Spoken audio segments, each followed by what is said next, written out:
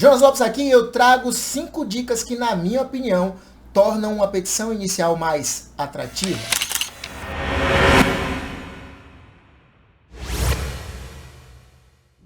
Para começar esse vídeo, 2 coisas importantes. A primeira delas é que aqui eu não pretendo dizer o que é melhor ou pior, ou o que é certo ou errado.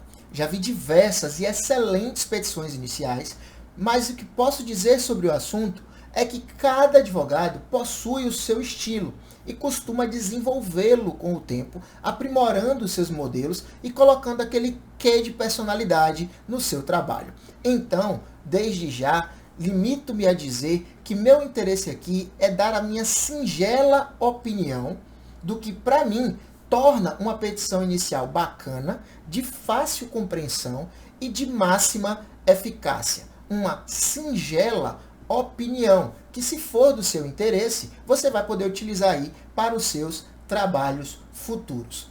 Dizem que se a opinião fosse boa, não era de graça. É mesmo?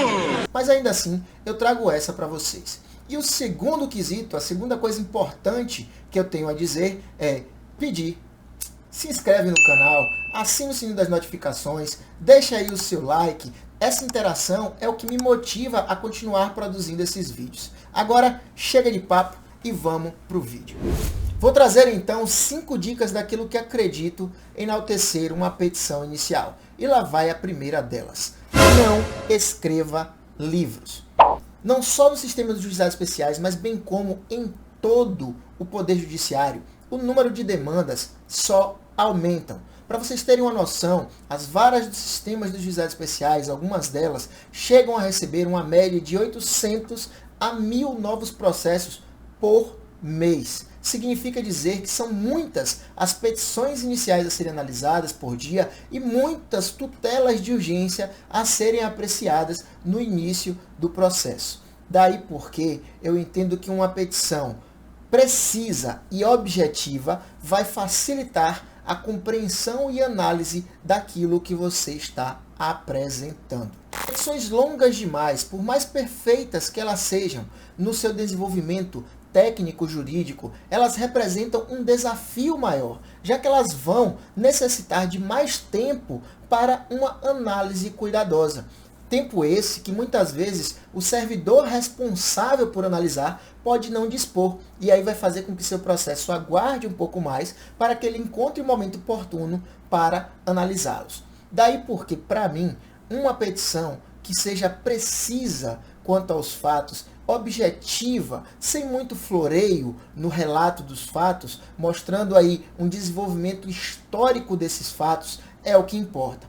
Esse desenvolvimento histórico vai precisar trazer a origem da relação jurídica, certo? O desenvolvimento do conflito, ou seja, quando a confusão começou, e o ápice, o que levou à necessidade de se provocar o judiciário e ingressar com ação na tentativa de resolvê-lo. Mas atenção, utilizar-se desta precisão e desta objetividade não pode prejudicar os fatos importantes do processo. Tudo que é necessário precisa ser dito. A dica aqui é você falar de uma forma simples, sem rodeios e objetiva, facilitando a assimilação da informação por quem irá ler sua petição inicial. E por que isso é importante? Para o judiciário, o maior desafio que nós temos é você conseguir equalizar a celeridade que se espera e a qualidade, mantendo sim a qualidade dessas decisões. Se você é rápido demais, você pode levar a um prejuízo acerca de informações importantes, de pedidos importantes. E se você demora demais, você vai ter aí um aumento da pressão sobre a necessidade das decisões, e com esse aumento da pressão você vai ter ainda aí o desenvolvimento de reclamações e todo um prejuízo que envolve não só aquele processo, mas todo o funcionamento da unidade judiciária. Nesse cenário, uma petição justa, precisa e com um relato objetivo dos fatos vai facilitar aí um desenvolvimento das atividades, bem como vai transmitir de uma forma mais simples e compreensível a informação aí que você está querendo levar ao judiciário. A segunda dica é identificar bem os documentos que você vai apresentar e linká-los aos fatos narrados. A primeira coisa aqui é nomeie bem os seus documentos, identificando o que é cada um deles. Isso vai facilitar na hora de ser consultado este documento no meio do mundaréu de coisas aí que você pode juntar com a sua inicial. Outra coisa importante é que na hora de você for fazer a juntada no sistema online, como o Projude, por exemplo, no cantinho direito tem uma opçãozinha lá que você pode descrever este documento. Não deixe de preencher aquilo ali, pois isso vai facilitar também na identificação. Daí, quando você for fazer aquele relato dos fatos, o belo relato sobre o que está acontecendo, você pode ir fazendo a linkagem da prova com o relato. Por exemplo, se a prova é bem pequenininha, se é uma foto, algo do tipo, dá até para você utilizar ela de aperitivo. Quando você estiver relatando, no meio do seu relato, você abre um espaçozinho e faz uma colagem daquela prova, daquele documento, ali mesmo, no corpo da petição inicial, mas claro, sem deixar de juntar o documento no seu tamanho original, tudo direitinho, junto com a petição inicial. Mas o importante mesmo é você fazer a linkagem, tá? Então, no momento que você vai relatando os fatos, você vai fazendo um link informando qual foi a prova que você juntou acerca daquilo, bem como qual o nome do documento que você juntou.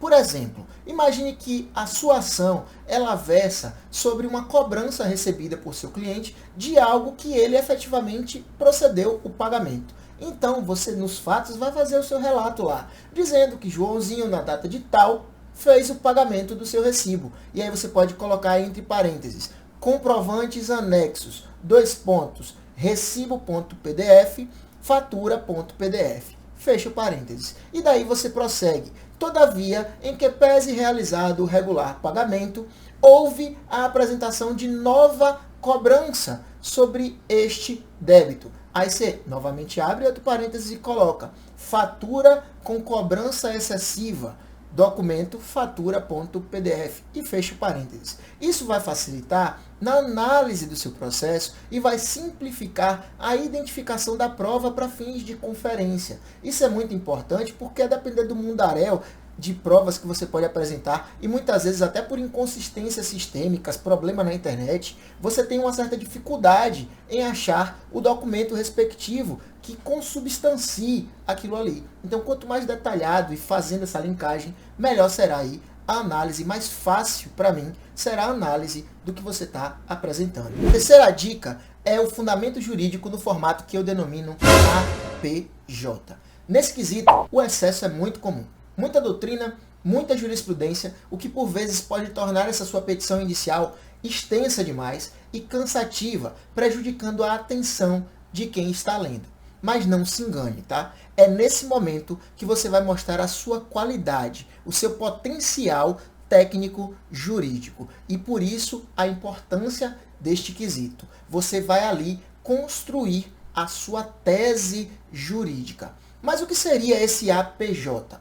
APJ são 3 elementos que para mim são necessários. Eu não sei se outra pessoa pensou dessa forma, mas eu denomino assim porque são elementos cruciais para um bom desenvolvimento de uma tese jurídica. A é adequação fato-espécie, P é a palavra de poder e J é a jurisprudência que vai consubstanciar aí e vai confirmar essa sua tese. Então vamos a cada uma delas. A adequação fato-espécie é quando você vai apresentar a norma legal que está consubstanciando sua tese e vai adequá-la ao caso, ao fato da vida que você está apresentando. É quando você, através de um raciocínio lógico-jurídico, você vai tentar convencer aí o leitor da sua petição inicial de que a norma legal ela está trabalhando a seu favor, utilizando-se, nesse caso, de qualquer uma das formas de interpretação passíveis dentro da hermenêutica, dentro do direito em si, e aí vocês conhecem os tipos de interpretação. É quando, por exemplo, você diz lá, no caso em análise, é passível de aplicação o artigo 18 do Código de Defesa do Consumidor, tendo em vista se tratar do caso de um vício do produto. Viram? É adequação, fato, espécie. Fato, a norma legal. Isso. Já o item 2, que é a questão da palavra de poder, estou aqui a tratar de um doutrinador que venha a consolidar a sua tese. A palavra de poder é você pegar alguém de renome que confirme a forma que você está pensando.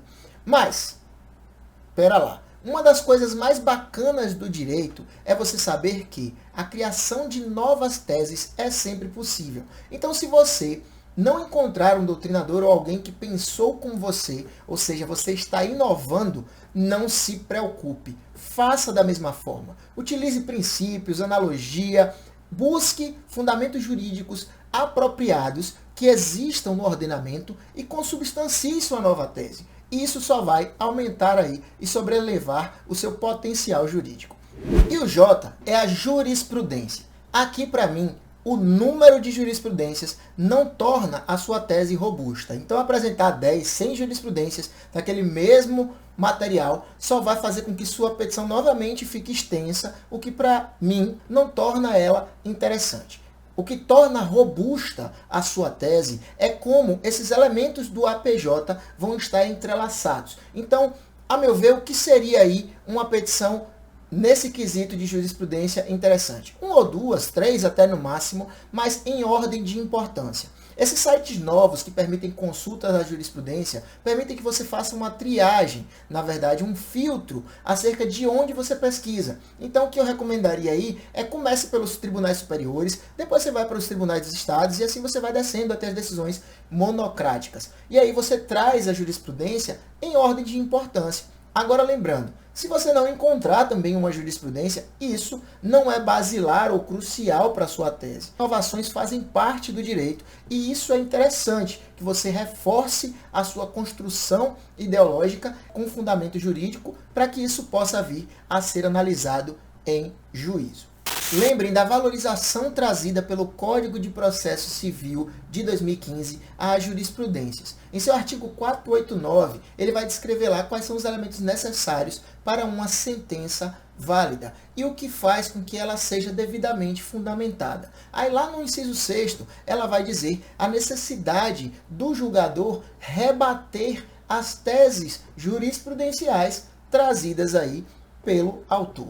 Dica número 4. Pedidos claros e objetivos. Aqui você tem um elemento crucial na sua petição inicial. Por quê? Porque quando você desenvolve os seus pedidos, você está limitando o objeto de sua ação. E se você limita este objeto, você está limitando também a atuação do julgador que vai analisá-lo. Porque você tem que lembrar do princípio da congruência ou adstrição, que é aquele que vincula a atuação da pessoa que vai julgar a sua demanda aos pedidos realizados. Então, para mim, os pedidos têm que estar todos ali, presentes e bem descritos e, a meu ver, de preferência em ordem de importância. Se você coloca lá como primeirão o pedido de tutela de urgência, isso só realça a importância desse pedido. Depois você pode colocar os pedidos mais vinculados à causa, como um pedido indenizatório, por exemplo. E lá ao final você pode trazer pedidos que têm a natureza mais processual, como tipos de produção de prova.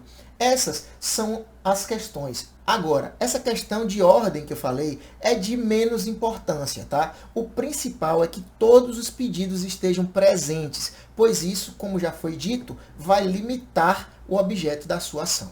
Quinta dica, mas não menos importante, é personalize a sua petição.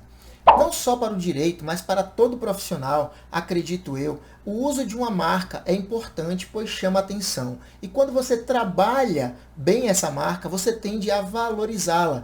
E a imagem é importante para o profissional. Quando o trabalho é bem feito, com a utilização dessa marca, você faz com que aquela logo, com o tempo, carregue o peso do seu profissionalismo. E isso passa a ser reconhecido de uma forma mais simples e objetiva. É claro que isso vem com o tempo, mas o quanto antes você começar a trabalhar a sua marca, mais cedo as pessoas passarão a identificá-la e aí vinculá-la ao seu nome e à sua qualidade como profissional.